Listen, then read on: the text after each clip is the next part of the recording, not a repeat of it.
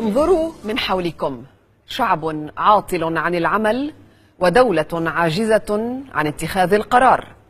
هذا هو لبنان الذي يريده حزب الله.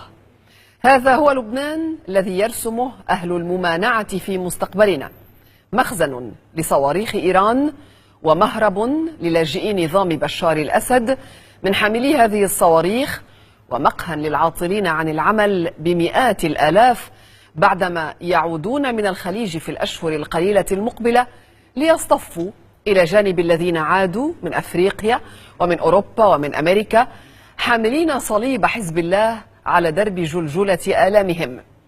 هذا هو لبنان الذي يريده حزب الله، لسان طويل وظل متطاول على القامات الطويلة. ظل حزب الله يهاجم دول الخليج ليفرح قلب ملال إيران ويصفهم بأنهم تنابل وعاجزون، حتى حين تبرعوا لجيشنا الوطني وقوانا الأمنية الرسمية بالمليارات.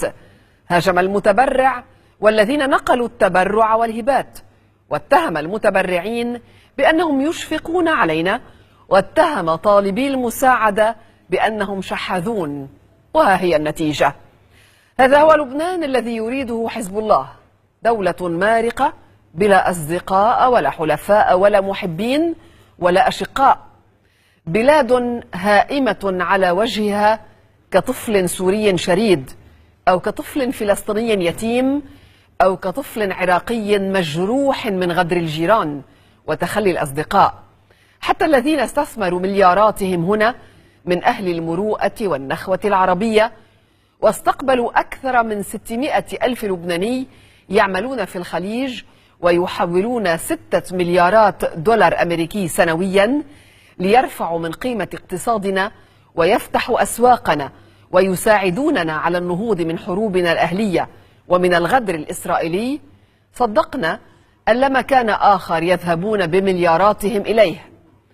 هذا هو لبنان الذي يريده حزب الله، شبابه يقتلون ويقتلون في بلاد الله الواسعة، والذين لا يجارون حزب الله في حروبهم يلاحقهم ويضيق عليهم البلاد التي فتحت لهم أبوابها وفضلتهم على غيرهم بالحب والخير. وكذب بعض اللبنانيين وصدق أن لبنان لا مثيل له، وأن أهل الخليج لا مصيف لهم غير بلادنا، فهم يهجروننا إلى أوروبا وتركيا والمغرب العربي وغيره. هذا هو لبنان الذي يريده حزب الله، صحراء يزرعها بالموت والقتل والتهديد والوعيد. فها هي المملكة العربية السعودية تطلب من مواطنيها مغادرة لبنان، والإمارات تمنع مواطنيها من السفر إليه، وغدا ربما دول أخرى. والآتي أعظم، فإن الحكمة في نصرة إيران خلال مواجهتها مع العرب. هذا هو لبنان الذي يريده حزب الله، مصنع للمقاتلين فقط ومقبرة لهم ولنا. لبنان الجنة يريده حزب الله، معبرا للموعودين بالجنة من متطرفين وقتلة. اللبنانيون أمام لحظة الحقيقة، وعليهم أن يقرروا إذا كان هذا هو لبنان الذي يريدونه، لبنان جبران باسيل وهانوي، لبنان المرشد الإيراني، أم لبنان هونغ كونغ العربي كما ينص دستوره وهوية أهله وتاريخهم.